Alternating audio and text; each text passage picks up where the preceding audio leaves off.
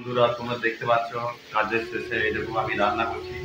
আজ ফুলকপি আলুর রেসিপি কীভাবে তরকারি করতে হয় সেটা তোমাদেরকে আমি দেখাচ্ছি। যদি ভালো লাগে একটা লাইক মেরো, একটা কমেন্ট করো, ঠিক আছে বন্ধুরা? পুরো ভিডিওটা দেখো।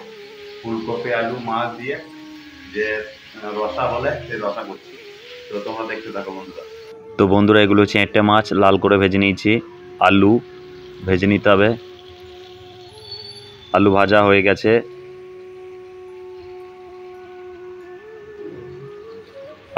হয়ে গেছে, লাল করে তুলে নেব। আলুগুলো লাল করে ভেজে নিতে হবে মচমচে করে। ফুলকপিগুলো মচমচে করে ভেজে নিতে হবে, হালকা হলুদ দিতে হবে। এরপরে শুধু পেঁয়াজ দেবো, শুধু পেঁয়াজ দিয়েছি, লঙ্কা ধনে পাতা এখন দিলে হবে না, শুধু পেঁয়াজটা দিতে হবে, বাদামি করে ভেজে নিতে হবে।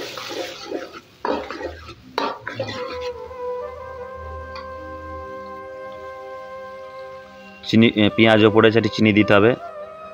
আমার পুরো একদম সব ভাজা হয়ে গেছে, ঠিক আছে। তো ধনে পাতা আদা দিয়ে দিলাম, আদাটা লাল করে ভেজে নিতে হবে পেঁয়াজের সঙ্গে, ঠিক আছে। এরপরে ধনে পাতা, লঙ্কা, টমেটো সব কিছু একসঙ্গে দিয়ে দেবো। রান্নার টেস্টটা মানে অন্যরকম হবে। তো খুব আঁকাটা খুব জ্বলছে, ওই জন্য ফোনটা সরিয়ে নিয়ে আসতে হলো। তো বন্ধুরা এই দেখো সব কিছু দিয়ে দিয়েছি, টমেটো, ধনে পাতা, লঙ্কা কুচি সব কিছু দিয়ে দিয়েছি। জিরে পাউডার দিয়ে দিলাম 2 চামচ মতন।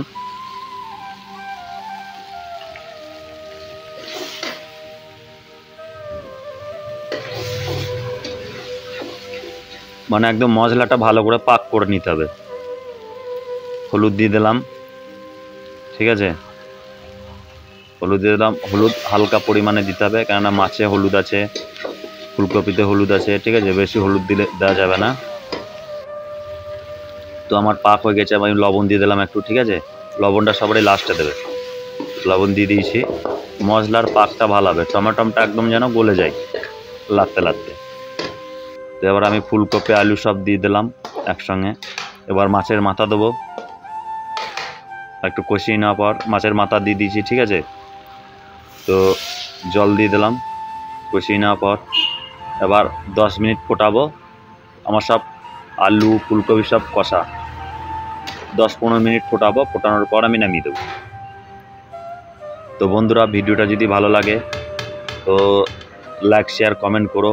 অনেক কষ্ট করে বাইরে রান্না করতে হয়, কাজ করতে হয়, তো তার ফাঁকে এই ভিডিওগুলো বানাই। তো বন্ধুরা প্লিজ যদি রান্নাটা ভালো লাগে, রেসিপিটা একটা লাইক কমেন্ট করো আর একটু ভালোবাসা দিও। আমি আগামীকাল এঁচোড় চিংড়ি কীভাবে বানাই সেটা আমি তোমাদেরকে দেখাবো। যদি রেসিপিটা ভালো লাগে প্লিজ একটা লাইক করো। অনেক কষ্ট করে রান্নাটা করা হয়েছে, ঘেমে গেছি, ঠিক আছে। তো আমরা বাইরে আছি, কাজ করতে এসেছি, ঠিক আছে। রান্না প্রতিদিন আমাকে করতে হয়, ঠিক আছে। তোমাদেরকে সুন্দর সুন্দর রান্না দেখাবো, কালকে এঁচোড় চিংড়ি দেখাবো, ঠিক আছে। তো বন্ধুরা তোমরা দেখো, ঠিক আছে। এই যে মানে 5 জন থাকি, 5 জনের রান্না আমি করি। তো বন্ধুরা যদি ভিডিওটা ভালো লাগে রান্নার রেসিপিটা প্লিজ একটা লাইক মেরো। তো বন্ধুরা ফুলকপি আলুর রসা রেডি হয়ে গেছে, নামিয়ে নিয়েছি, ঠিক আছে। তো বন্ধুরা যদি ভিডিওটা ভালো লাগে, রেসিপিটা প্লিজ একটা লাইক মেরো আর একটু ভালোবাসা দিও, যাতে আমি অনেক দূরে এগিয়ে যেতে পারি।